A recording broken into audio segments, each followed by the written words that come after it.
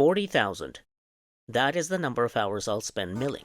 Sorry, 40. Yeah, just 40. Felt like 40,000 though. That is the number of hours I'll spend milling, gluing, flattening, and sculpting these walnut boards to make a custom dining table for my neighbor. And the thing is, I could avoid all this by spending round about 1,400 more on a slab, since I don't know if this will work. But I refuse to do so, and instead, in this video, I'll go through the cost comparison and try to prove a point about market mechanics. Oh, and this guy almost cupped the entire table. Stay tuned. When I was 11 years old, visiting the UK with my family, I got lost in the middle of Piccadilly Circus in London. How? That's a long story and I'll save us both time. But if you've ever been there, you know it is chaotic, loud, crowded, and there's tons of traffic. Wait, you thought I'm gonna pay $100 for some footage? I was terrified. To make things worse, I was carrying the one bag with all of our family's passports and money.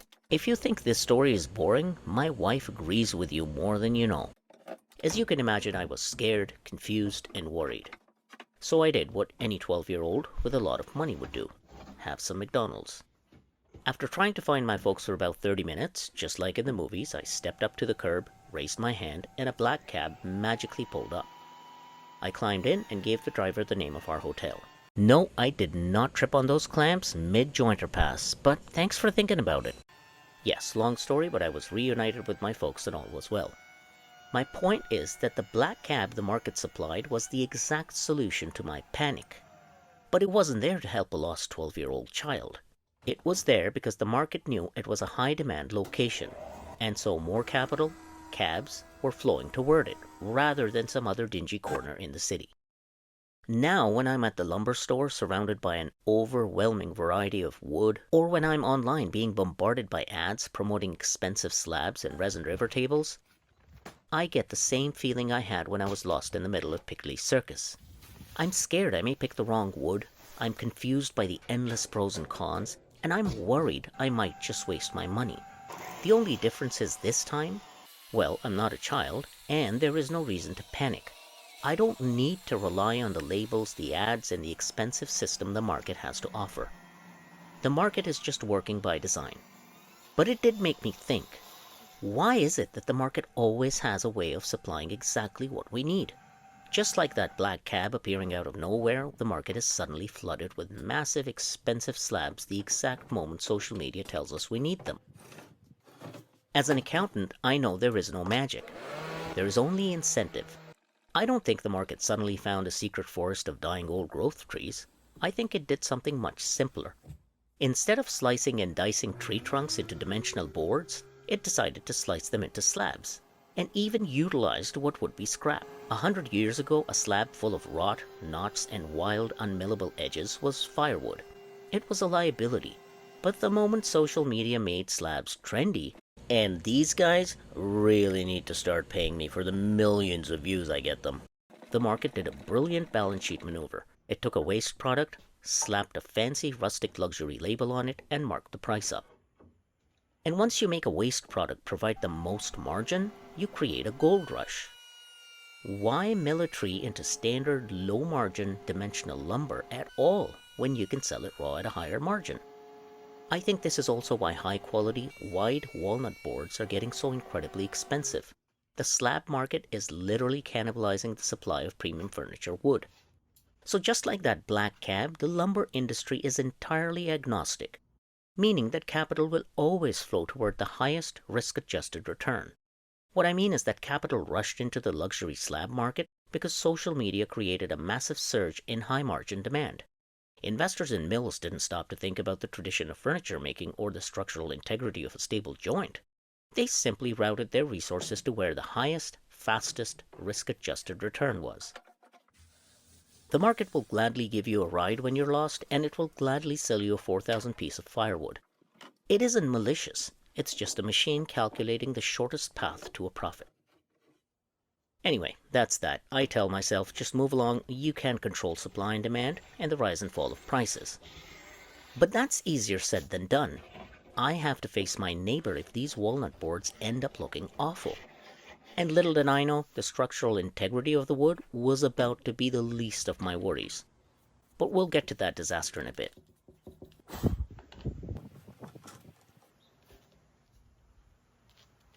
And for the record, I'll be the first to admit that walnut slabs are absolutely gorgeous. I also don't have a truck to fit slabs, nor do I have the space in my shop to work on them.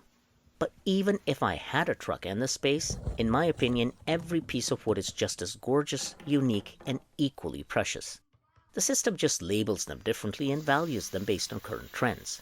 So today I'm building a walnut dining table for my neighbor out of narrow budget-friendly boards to prove we don't need to conform to what social media shoves down our throats.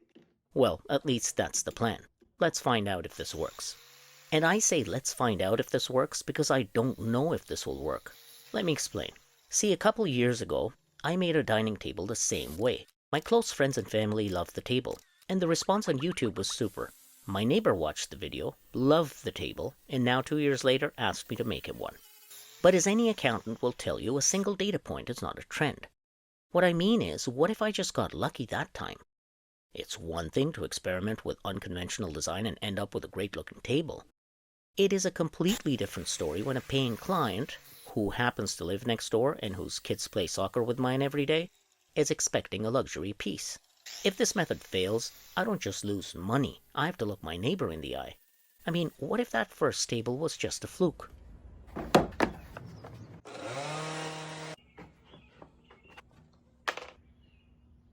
Oh yeah, a butter knife, just how I like it.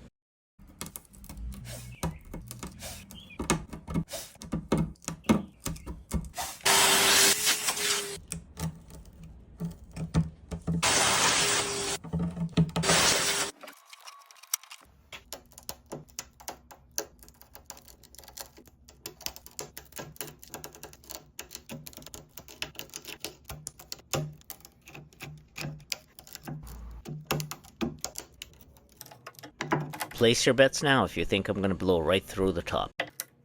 Of course, I just don't know when to stop.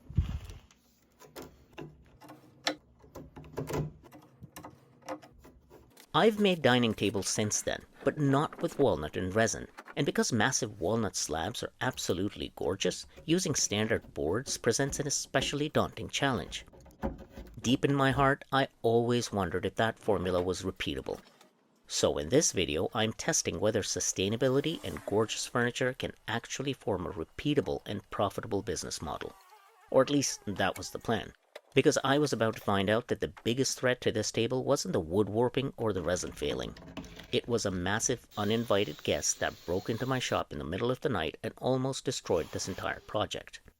You'll see what I mean in a minute. And breaking the aesthetic rules doesn't mean that I'll be breaking the laws of physics.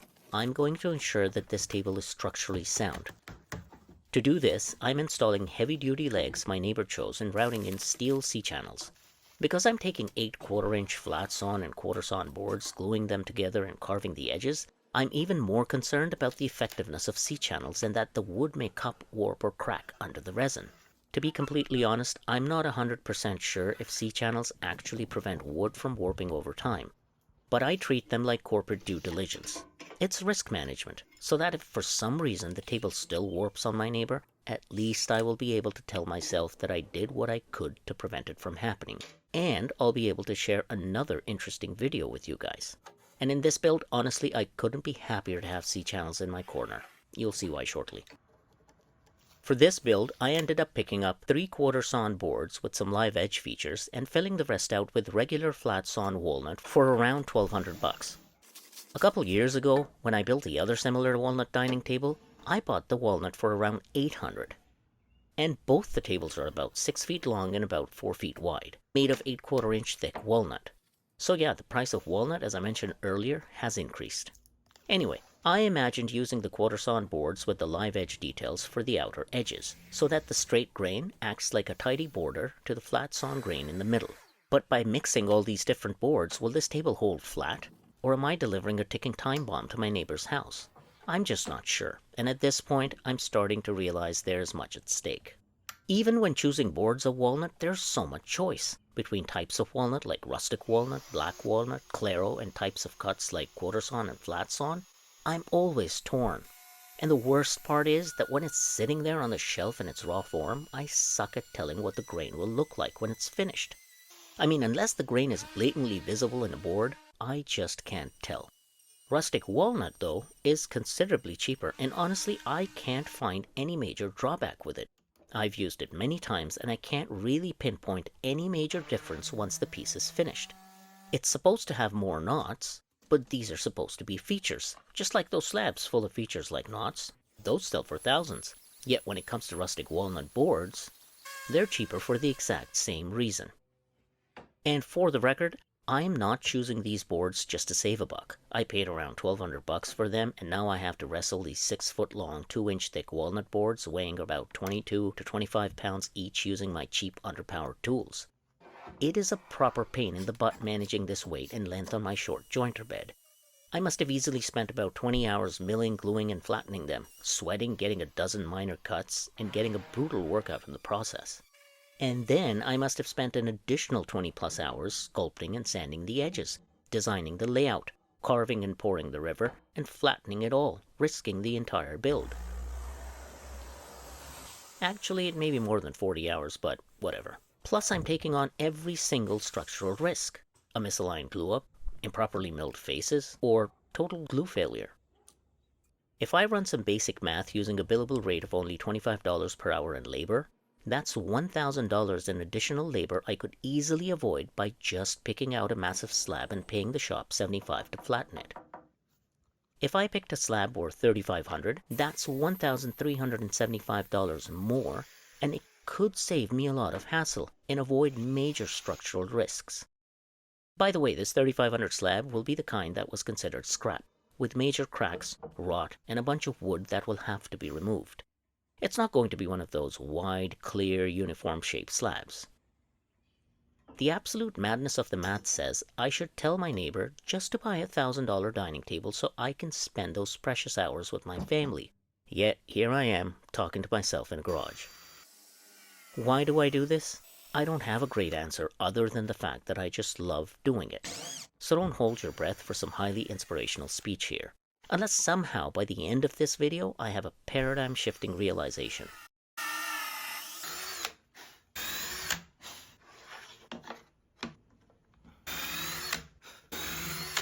And more importantly, nobody even needs a walnut dining table. I mean, I think we just want it because it's beautiful to look at. It doesn't actually do anything different than a flat-backed big box store dining table, which makes this whole project even more absurd. And the fact that I'm going to sculpt every edge, sand and grain to around 1200 grit, carve a resin river, and then inlay bow ties for absolutely no reason makes this a financially pointless project. But if this entire project is financially pointless and a waste of time to begin with, then why not? Why not do whatever we want? I would love to hear what you think about this insane logic.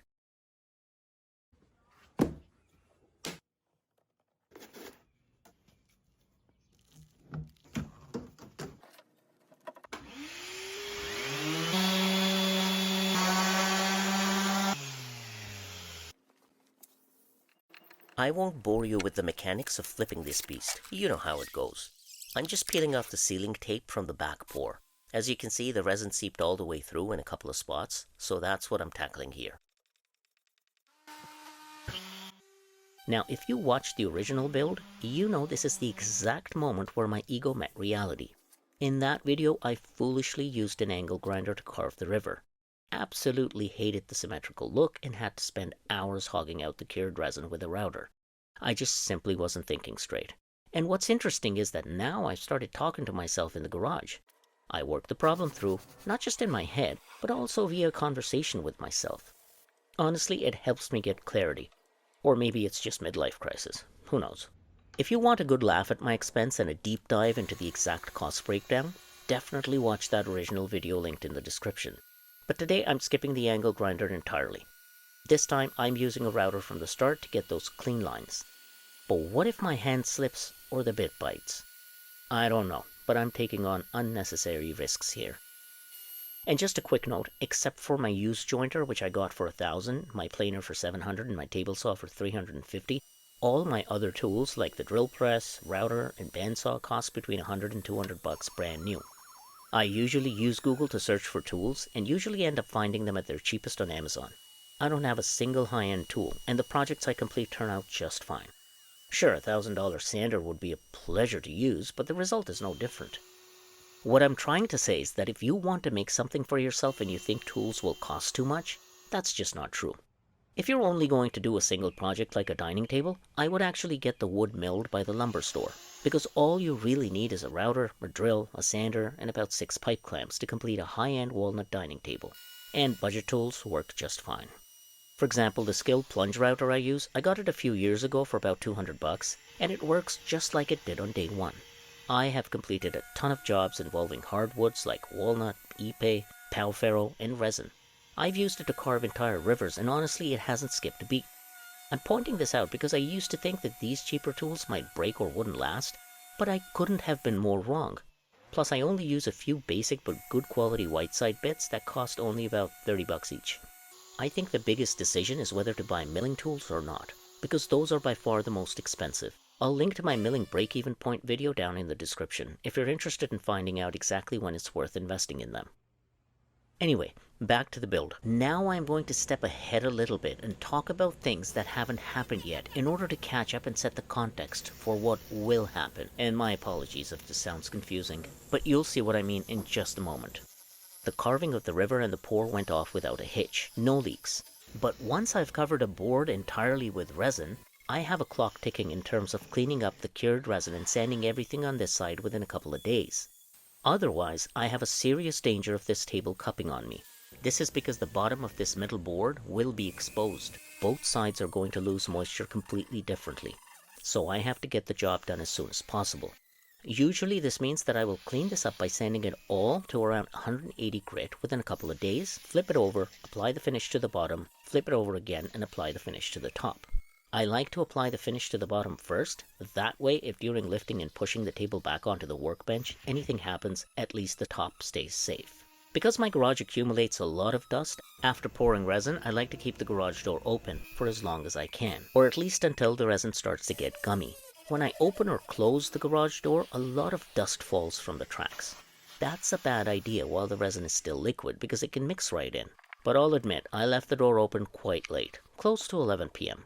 The next day I was anxious to check the status of the resin, but when I opened the garage I saw a huge mess. Dust everywhere and garbage blown to smithereens. I inspected the resin quickly. Thankfully it had cured and I didn't notice anything of note on the surface. After a quick conversation with myself I realized this wasn't caused by a rat or a mouse. This was a proper disaster. Stuff had been moved around heavily. This was either a raccoon or a skunk.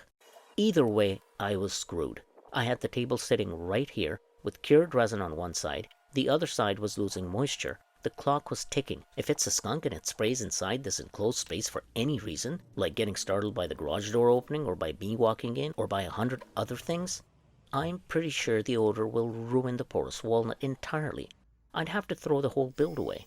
If it's a raccoon and it decides to explore, climb, and bite the walnut, what about disease and rabies? My mind was racing. Seriously, I would never do this, but I started cleaning up the table even though I knew full well that either a skunk or raccoon was within a few feet of me. I did it because the clock was ticking on me and I had no choice. I was terrified of getting attacked or sprayed. To figure out what's what, I brought out one of my Ring cameras, aimed it right at the garbage bags, left the garage door open all day, but zero movement or noise. Now, if I were smarter, I would just remove the food source entirely, but I also had to know exactly what I was dealing with. At this point, I had lost one full day since I poured the resin on this side of the middle board. And then at around 9 p.m., the first alert went off. Yep, it's a skunk, and it's a proper big one. Because this guy wasn't leaving, I decided to clean up again and place the garbage bags somewhere away so I could see it clearly. I couldn't leave the garbage bags outside either because other critters would massacre it.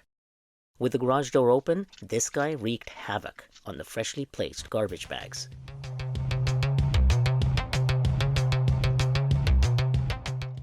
So I decided to do some research. The internet suggested turning on lights, playing sounds, and placing sardines to lure it out.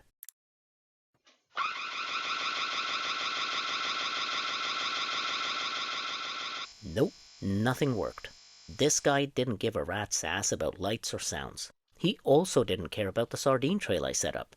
But you know what the sardine trail did do? It attracted every other critter and their mother from the neighborhood. Now I was dealing with a real disaster. Because of the raccoons outside, I had to close the garage for the night. The sardines were cleaned up by the other animals. Now I've lost another day. By the way, my car was at the dealer for a recall, so I had a loaner. Anyway, the next day I got a large bin, cleaned up the mess again, and sealed everything off completely. Also, this is my weekend. This is when I can actually put in hours on these projects of mine. I was going to lose another day because during the day, even though I had the garage door open, this guy never moved around. Got no alerts on my Ring camera. At around 9:40 p.m. when the Ring camera gave me the first alert, I got another can of sardines and made a trail leading completely out of the garage. I was hoping that if this guy didn't find any food inside, he would have no choice but to follow the trail out. And about half an hour later, guess what? He decided to get the fuck out. I closed the garage door immediately. Okay, now I could finally resume the build. But at this point, I had lost 3 full days. I knew that this week I would need to put in as much time as I could after work, right up to 7 or 8 p.m. Anyway, I cleaned up the table, and then I remembered that my neighbor had asked me for a couple of bow ties. That means another day, usually more. I mean, I could inlay them after applying the finish, but then I would probably need to refinish the entire top again at the same grip, because the table takes a beating every time I flip it, and during the bow tie inlay process. Router marks, sticky tape, and other dings because of placing tools here and there on the table. Because I couldn't see any signs of a cup forming, I decided to inlay the maple bow ties as quickly as I could. By the way, bow ties are like the jewelry of woodworking. I love them, and on this walnut, they look especially delicious. Seriously, once the oil hits the wood, I almost feel like grabbing a fork and a knife and eating it like a steak. At this point, it had been around 5 or 6 days since the resin had cured on top. I don't think I slept well during these days. And while I was dealing with this clock ticking, I couldn't help but think why I do this. I mean, the clock's ticking on me, the table may cup on me, but I'm putting in maple bow ties for absolutely no functional reason. And that's when it occurred to me. It's a liberating feeling when I can decide all on my own what to do, when to do it, how to do it, why do it, and just do what I want to do, without any oversight or judgment. Just like now during the summer, my kids sometimes want to chill with me late into the night and ask for a cheese pizza at 1 a.m. They love nothing more than that delivery at 1 a.m. And I think I understand why. Because it's liberating. It's not only ordering junk, but ordering it way past the usual bedtime while binge watching The Mandalorian or something. And since I join them in this junk consumption at 1 a.m., they don't feel judged either. We just watch, we get scared, we laugh without a care in the world. It's liberating when you do what you want to do. And I think that's all that really matters. It doesn't matter if the bow tie is maple or walnut. It doesn't matter what shape or size it is, whether it has pointy corners or rounded ones, whether it's stabilizing a crack or not. We're constantly told what is right, what is valuable, what we need, and what we should do. The market is ready to provide whatever is trending. We're constantly looking for reference points to value things. And we're constantly sold luxury at every turn, whether it's on social media or in shopping malls. But when you strip away everything like the fancy ads, billboards, the traditions, the expectations, whether it's junk or not, and what time it is, all that's left is you, your time, and what you choose to do with it. So what I'm trying to say is that if you want a jagged edge, go ahead and cut it. If you want a black river, pour it. Don't let someone else's expectations and rules rob you of the opportunity to experience a special moment with your loved one or price you out of your own masterpiece. And I'm not calling my own work here a masterpiece. You know what I mean. Anyway, I flipped the table over, applied the finish, buffed it off, and installed the C-channels.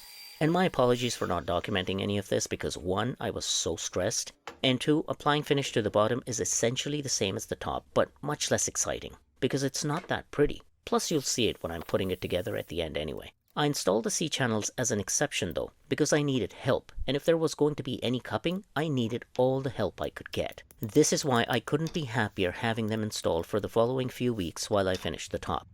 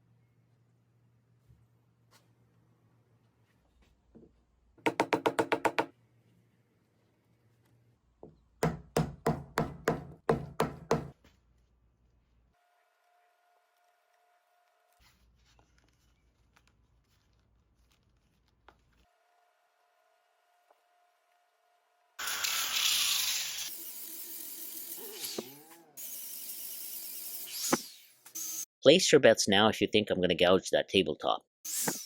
That's right, I'm good at this.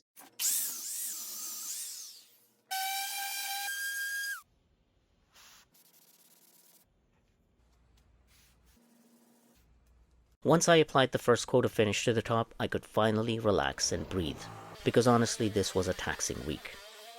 My finishing process is where my OCD fully takes over. The time investment makes absolutely no financial sense. Usually I start by sanding everything flat and applying the first coat of finish at 320 grit. But here, because I was in a rush, I sanded the top to only 120 grit and applied the first coat. Waited a few days and applied the second coat at 180. Over the next couple of weeks, focusing strictly on the top and edges, I stepped up through the grits, applying a third coat at 320, waiting, then a fourth coat at 600.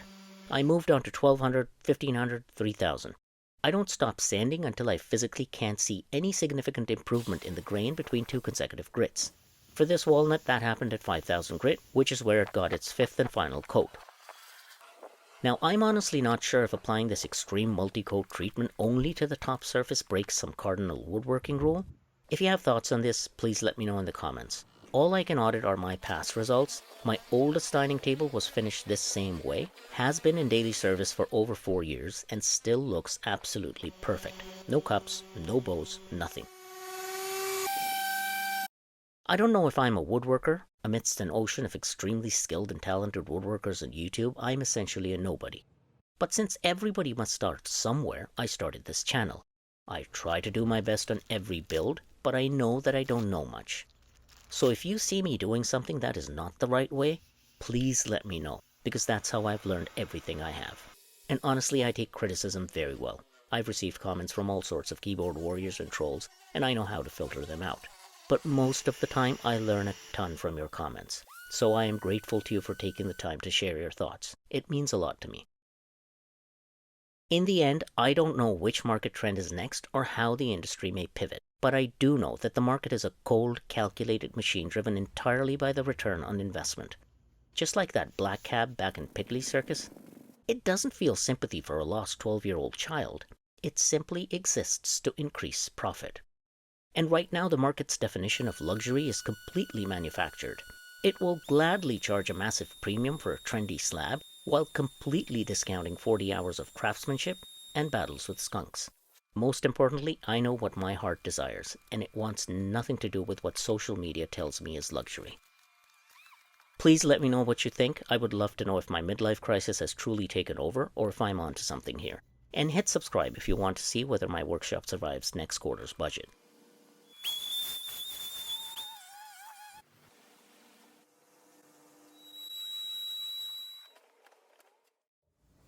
Alright, the table's done, but now it's time for the final reporting. Let's see what my neighbor thinks. Subscribe if you want to see the final reveal. Just kidding. When I started this, I wasn't sure if my method last time was a fluke, and standing here looking at the final result of this second build, I think the verdict is...